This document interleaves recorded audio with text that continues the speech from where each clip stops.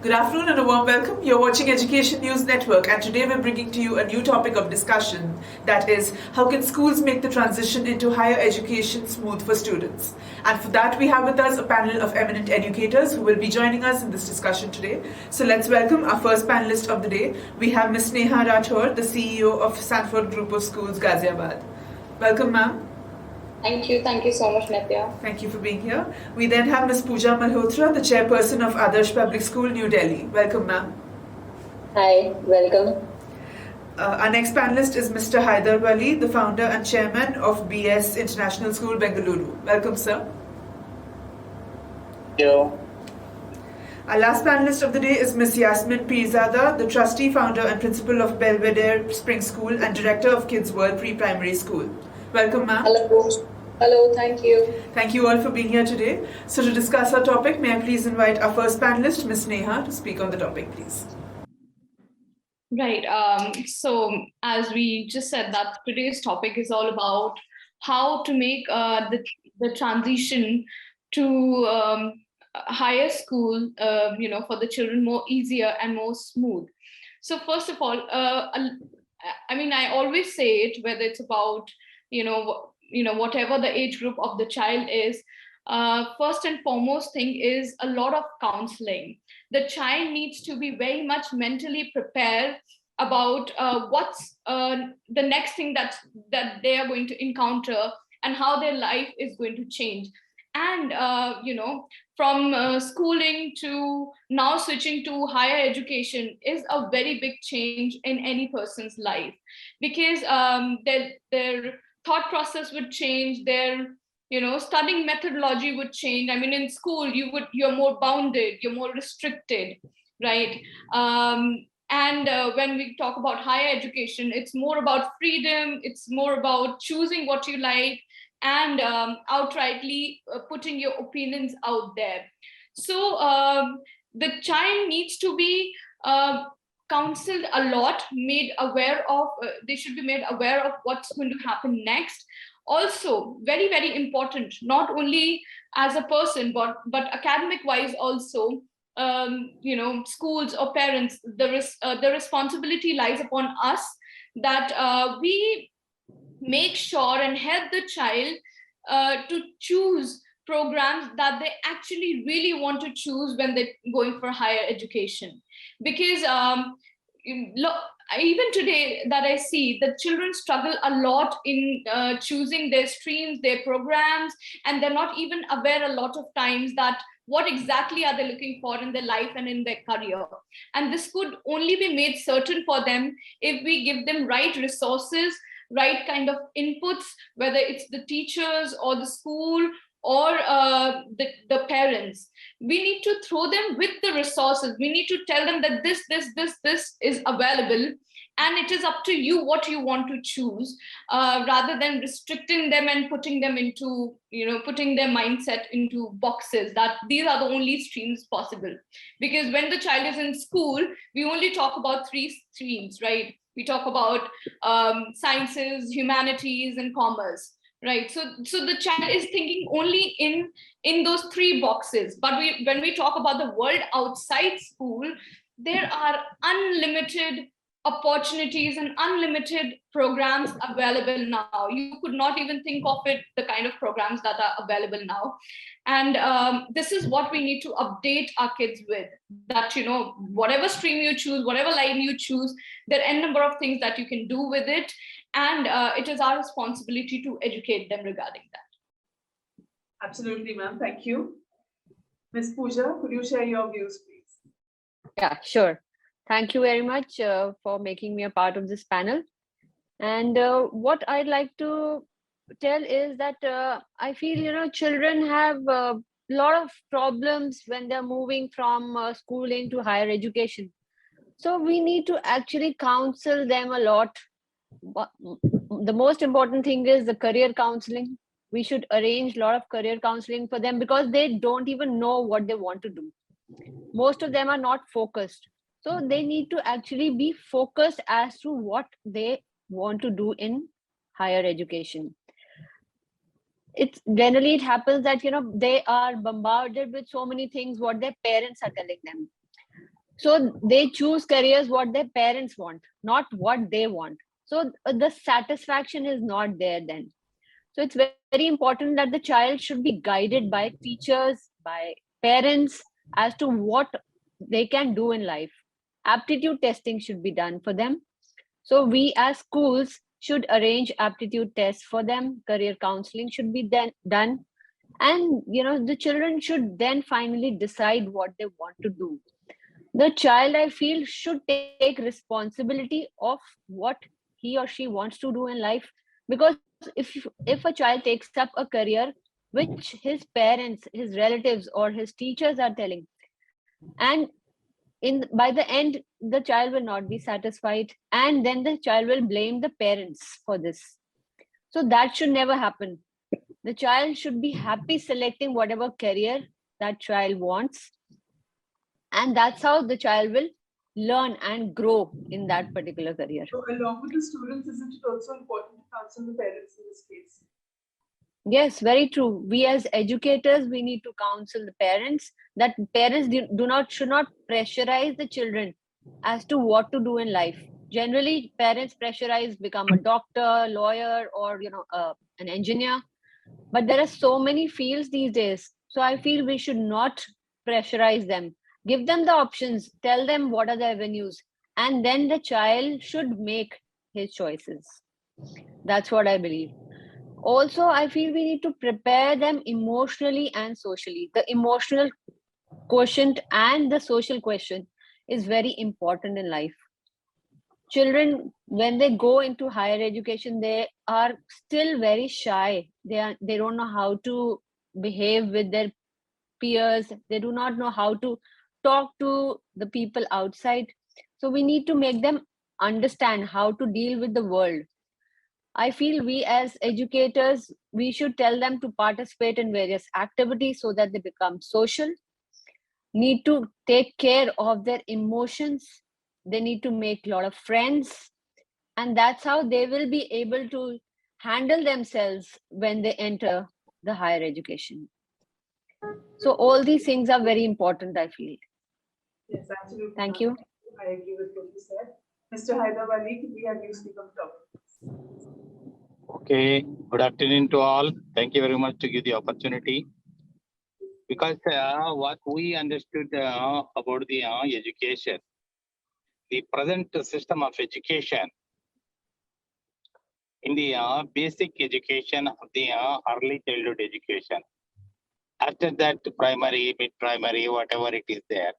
And first of all, we should have a child-centric education.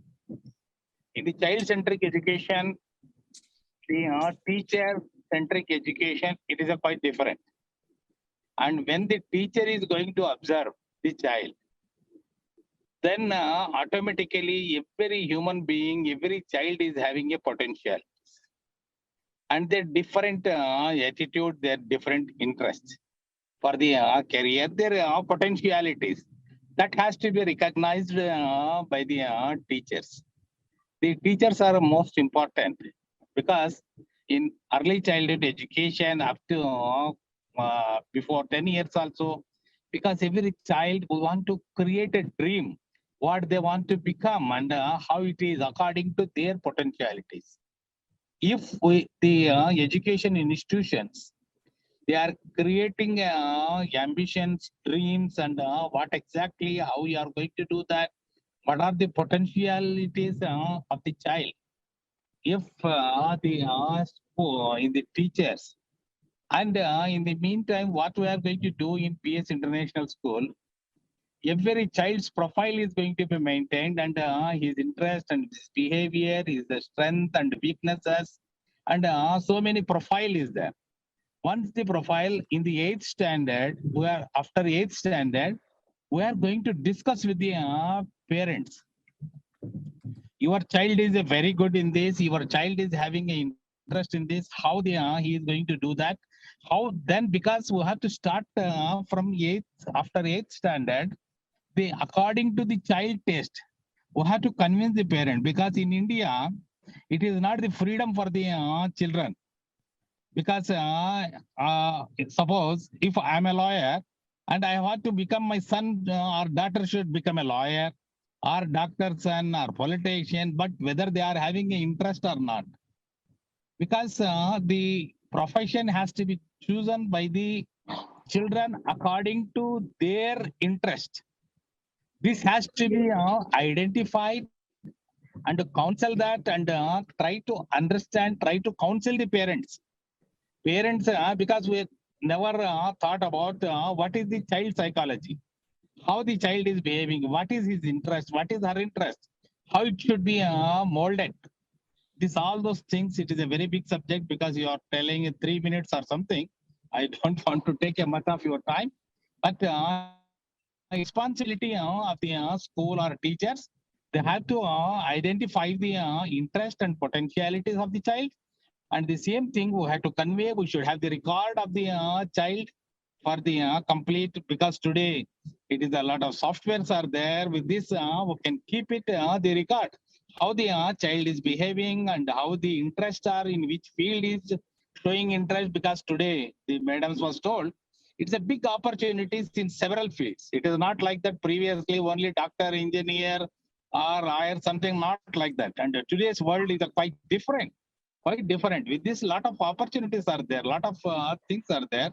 This has to be explained to the parents first, because parent has to understand. That is what I believe, and that is what we are implementing in our school in Bangalore. Thank you very much for giving the opportunity. Thank you, sir. Ms. Yasmin, could you share your views on the topic, please? Ma'am, you're muted. Ma'am, we can't hear you. You're muted. Oh, I'm sorry. A very good evening to all of you. And I was just hearing all the experts talking on this topic that you have given. I would just like to share my views on that. When we are talking about the transition from school to higher education, the first thing that comes to my mind is the child's positive self-worth. You know, I would just start by quoting that it is easier to build strong children than to repair broken men. So what happens is that when we are building foundation years, when we are in the foundation years for the children, it's so important to develop their self-worth. We have to teach them self-compassion. From childhood, we are like, be kind to others, be kind to others. We forget to teach them to be kind to themselves. They have to be kind to themselves first. So this pandemic has taught us that, okay, apart from corona, there is a new disease called depression. We have seen suicides. We have seen people just getting into depression, losing their mental state, and becoming so very bad, not able to handle themselves. So what I would feel that what we should give as schools to take in the future would be, apart from academics, would be the self-compassion, the positive self-worth the child has to carry. What we have to do is we have to nurture individual talents. One size does not fit all. So when that individual attention which schools lack, that is very, very important. Children cannot be treated as herds of cattle. They have to be treated individually. Okay, you need this kind of training. So I'm there for you, we should be there for them.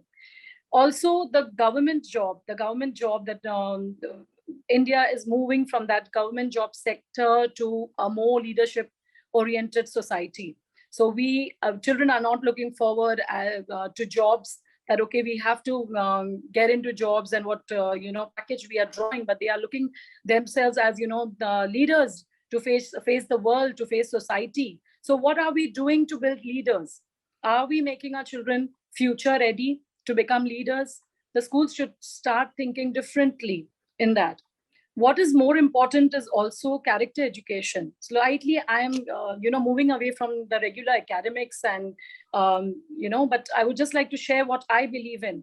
So it's more of character education that is more important, to teach them to be responsible towards themselves, towards society, more empathetic, more purposeful, more focused, okay, more goal-oriented. We need to focus on skill building and moral values. Right, moral values, spirituality, spiritual intelligence, which is very important to make children feel happy about everything.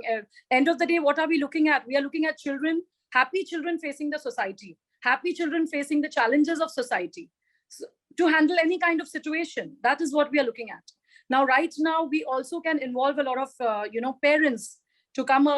Pandemic has taught us so many things that, now it's like a hand-to-hand thing with parent and children and teachers. They have to come in hand-to-hand. You would see that, when we were online, we would have the entire family sitting. Initially, when we started the online education program, we had family sitting into, just the school and talk about things and all that. So that is also there. So let's take this take this opportunity and go hand in hand for this. Also, a research-based learning has to come into practice. More of research. We are looking at global citizens. We are looking at a futuristic approach leading towards children becoming global citizens, or not only confined to India alone. And so I would just, sorry to interrupt you. When children who want to study abroad, I mean, that's where they lack, right, in the research. Yes, definitely. So it's like, academic should be just a part of your report card. Your report card or your, should have a student's profile. Even if the child has participated in so many competitions and got some certificates and all that, the report card should highlight even that. And also whatever the skills are, so that, that takes him ahead in the future. I would just like to sum up by saying that, we need to build a happy environment for a happy child, for effective learning. Positive communication is important on a day-to-day basis, and non-judgmental classrooms. We need not judge anything at any point in time. Thank you. Thank you, ma'am. Thank you for sharing your thoughts. Ms. Pooja, I'd like to ask you, you spoke about the importance of having an aptitude test for students. So don't you think along with aptitude test, an attitude test is also very necessary, which is what some schools miss out on? Yes, attitude test and aptitude test both are important, because that's how, we come to know where the child has interest. And, we just open the avenues for the child, because there is a, particular mindset that, okay, if I am doing well in a particular subject, that means I can go in this particular field. But the scenario is something else. Once you do the aptitude testing, you really come to know that you had never thought that you will be good at a particular field, but that's how you come to know. And then you can choose wisely. Many of the students, they take up a profession they feel, just because their parents are saying they should take it up. And once they take it up, sometimes, it happens that they really, feel that they are able to do it. So they don't have that vision. Parents are there to guide them, to give them the direction, but their final choices should be made by them. That's what I feel. Right. So a student might be capable of taking up a certain subject or becoming an engineer, but they may not be interested. So how do you deal with parents in such a case? So, I feel that counseling sessions should be taken up of parents and students. When this aptitude and attitude test is being done, parents should be there and one-to-one counseling should be done. Because even if the report says something else, they have a preset notion that no, my child, because I'm a doctor, my child should become a doctor. But actually he doesn't have the interest, he doesn't have the aptitude. So no point forcing him into it. Thank you, ma'am. So Ms. Sneha, you spoke about counseling the student and all of that. So what is your thought on mental health support provided to children before they transition into higher education? Sorry, could you repeat the question? Yeah, sure. I'll just start that again. Sorry. So you spoke about counseling and the importance of that. So how do we provide emotional support to students? I mean, career counseling is one thing. How do we emotionally support them to transition into higher education?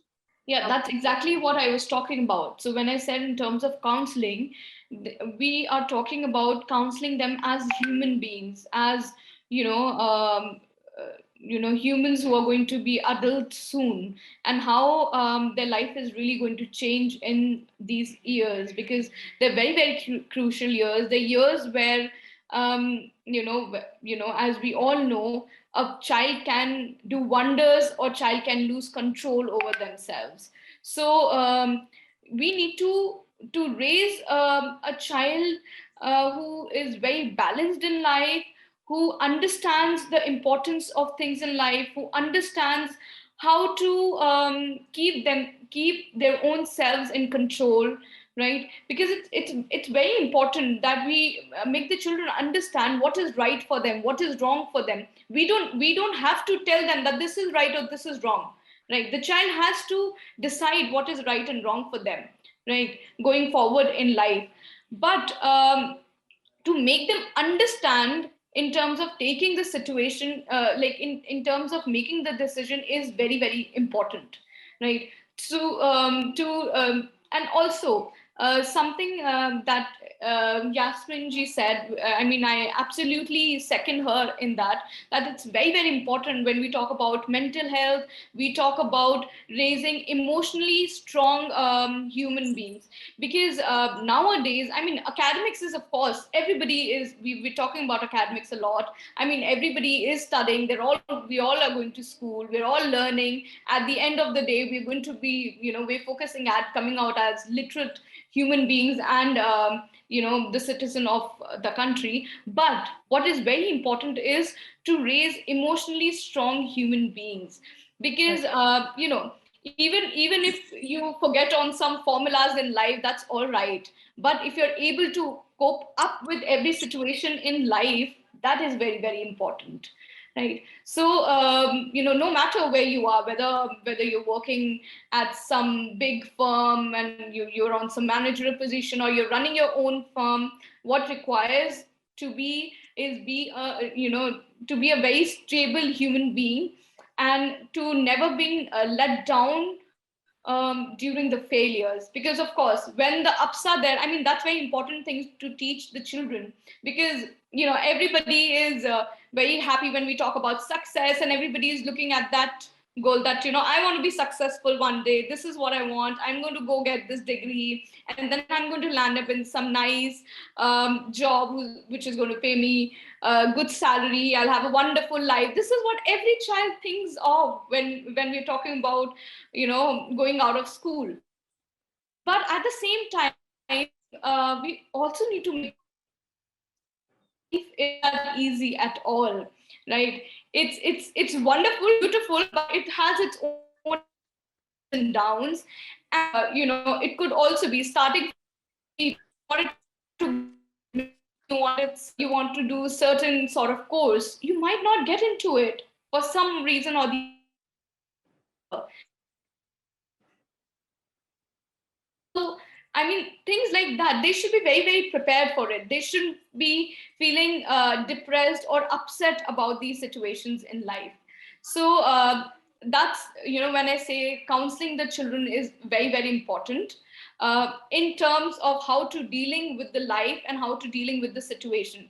Also, just adding on to it, so when we talk about empowering the children, or helping them choose what they want to do in future, it is very important to give them right kind of exposure.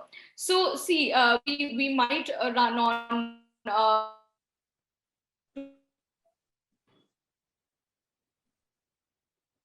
very important to give and let them decide what they really want to. And the exposure should come at a very early age. It's not coming that, in some 8th standard or 9th standard, we're telling the children that, these are the courses, or, we're having some people come and talk about different professions, and, you can go for these IIT JEE classes and things like that. So when we talk about exposure from the very primary years, we need to give them all the possible sports, we need to give them all the possible things that we can in a school. And then when we talk to the parents that this is what your child really likes, he or she is really excelling in this particular thing, it could be probably writing, or it could be probably singing, it could be probably any sport. So this is what the school and the parents should focus at this particular child, right? So this is my point of view when we talk about helping them make decision academic wise also. Thank you, ma'am. Yeah. Those are some really important points that you raised. Thanks. Thank you all for being a part of this discussion today. It was really insightful. Thanks a lot. Thank you for having us on this wonderful panel. It was lovely. Thank you, ma'am. Thank you. And with that, we come to the end of this conversation where we learned about how schools can make the transition into higher education smooth for students and the various aspects to consider. Due to time constraints, we could only take a few questions, but if you have any additional queries regarding the topic, do write to us and we'll be glad to take them offline. For more such videos, do log on to our website, theENN.com, and don't forget to like, share, comment, and subscribe to our channel. For now, signing off, this is Nitya.